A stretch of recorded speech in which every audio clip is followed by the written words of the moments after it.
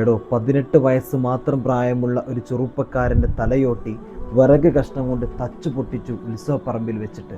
ഉത്സവത്തിനിടെ തൻ്റെ വീട്ടിലുള്ളവരെ അശീലം പറഞ്ഞ വൃത്തികെട്ടവന്മാർക്കെതിരെ ചോദിച്ചതിനാണ് അവൻ്റെ തല തച്ചു പൊട്ടിച്ചത്. മോശം പറഞ്ഞവർക്കെതിരെ ചോദിക്കാൻ ചെന്നപ്പോൾ ആ പൊന്നുമോനെ നഷ്ടമായത് സ്വന്തം ജീവനാണ്.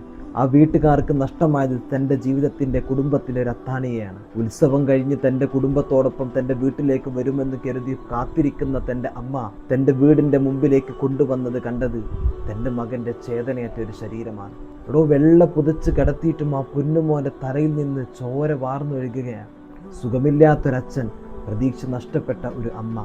ഇനി ആരെ ഓർത്തുകൊണ്ടാണ് ആ അമ്മയും അച്ഛനും കഴിയുന്നത്? അപ്പോഴും നമ്മുടെ കേരളം മുഴുവനും മാധ്യമദർഭം എന്ന് നടത്തിയിരുന്ന ചർച്ച 1 രൂപയ്ക്ക് ഷൂ വാങ്ങാൻ പോയ ആളുകളുടെ കഥകളായിരുന്നു. കടിക്കുന്ന പട്ടിക്കും ആളുകളെ ചവിട്ടിക്കൊല്ലുന്ന കാട്ടാനകൾക്കും ചോദിക്കാനും പറയാനും ആളുകളുള്ള ഈ നാട്ടിൽ പാവപ്പെട്ട ഒരു ചെറുപ്പക്കാരൻ നിഷ്കരുണം കൊല്ലപ്പെട്ടിട്ട് എന്തുകൊണ്ടാണ് നമ്മുടെ സമൂഹം, മാധ്യമങ്ങൾ മൗനം പാലിക്കുന്നത്? നീതിപീഠങ്ങൾ മൗനം പാലിക്കുന്നത്? സ്വന്തം മകൻ്റെ ചേതനയറ്റ് കിടക്കുന്ന ആ ശരീരത്തിൻ്റെ മുമ്പിൽ കെട്ടിപ്പിടിച്ചിട്ട് മോനെ നീ എങ്ങോട്ട് പോകുന്നു എന്ന് ചോദിച്ച് പൊട്ടിക്കരയുന്ന ആ അമ്മയെ നിങ്ങൾ കണ്ടില്ലേ?